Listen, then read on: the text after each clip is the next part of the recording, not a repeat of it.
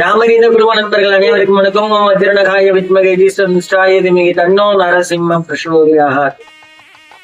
இந்த 27 நட்சத்திரத்துல இப்ப நம்ம பார்க்க இருக்க நட்சத்திரம் வந்து பாத்தீங்கன்னா மூல நட்சத்திரம்.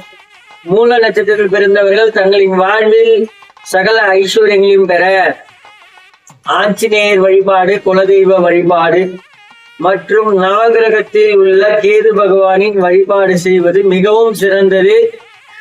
தோஷங்கள் நீங்கி நற்பலன்களை பெருக உதவும். எளிய பரிகாரங்கள் பற்றி இப்ப பார்ப்போம். முதன்மை வழிபாடு அப்படின்னு பாத்தீங்கன்னா ஆஞ்சநேயர் வழிபாடு தான் உங்களுக்கு முதன்மையான வழிபாடு. ஆஞ்சநேயரை வந்து சனிக்கிழமை வந்து நீங்க போய் வழிபட்டு வரலாம். சனிக்கிழமை ஆஞ்சநேயர், வேழன், சனி 2 நாள்லயும் வாரத்துல 2 நாள் அவர் வந்து வழிபடலாம்.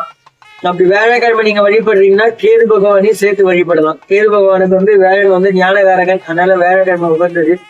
அதே போல வந்து இந்த மூலா நட்சத்திரம் அதுக்கு வந்து அதிபதியா வந்து ஆஞ்சநேயரையே சொல்லலாம், அதனால ஆஞ்சநேயரையும் சேர்த்து வழிபடலாம். அதே போல் வந்து பாத்தீங்கன்னா மூலா நட்சத்திரம், அதாவது உங்களோட ஜென்ம நட்சத்திரத்து அன்னைக்கு ஆஞ்சநேயருக்கு வெண்ணெய் வாங்கி கொடுத்து வழிபட்டு வந்தீங்கன்னா ரொம்ப நல்லா இருக்கும்.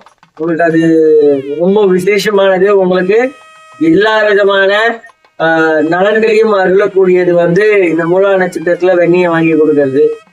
அதே போல வந்து ஆஞ்சநேயருக்கு வந்து ஒவ்வொரு சனிக்கிழமையும் வெற்றிலை இலையில வந்து மாலை கட்டி அவருக்கு சாத்தினீங்கன்னா உங்களோட நினைத்த காரியங்கள், வழிபட்ட தடைகள், உங்களுக்கு ஞானங்கள் எல்லாமே அள்ளி தரக்கூடியவர் ஆஞ்சநேயர்.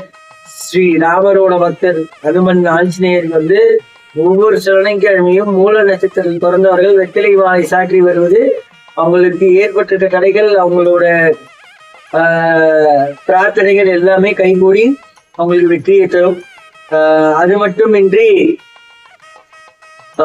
ஸ்ரீராம ஜெயம் அப்படின்ற அந்த ஸ்ரீராம ஜெயம் மந்திரத்தை அனுதினமும் 108 முறை நீங்க ஜபிச்சுன்னு வந்தா ரொம்ப நல்லது.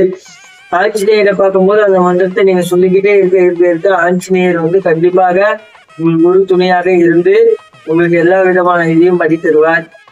அதே போல கேது வழிபாடு அப்படின்னு பாத்தீங்கன்னா உங்களுக்கு கேதுனால் ஏற்பட்டிருக்க தோஷங்கள், இன்னல்கள் எல்லாமே நீங்கக்கூடியது.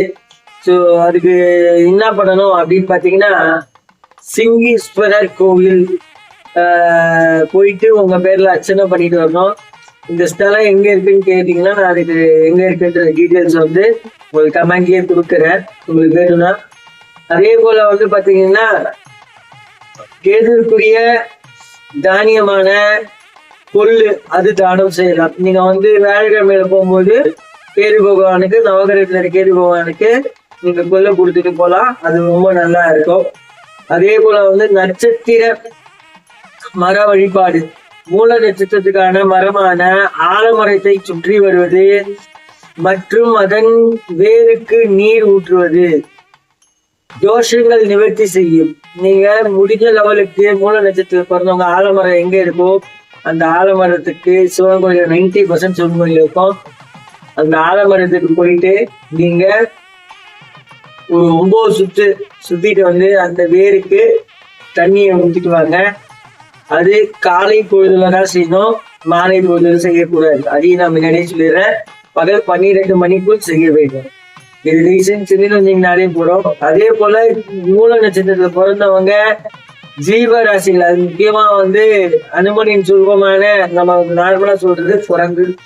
அந்த குரங்குக்கு வாழைப்பழம் தருவது மிகவும் சிறப்பு. அதனால் நம்மளுக்கு பல நன்மைகள் வந்து சேரும்.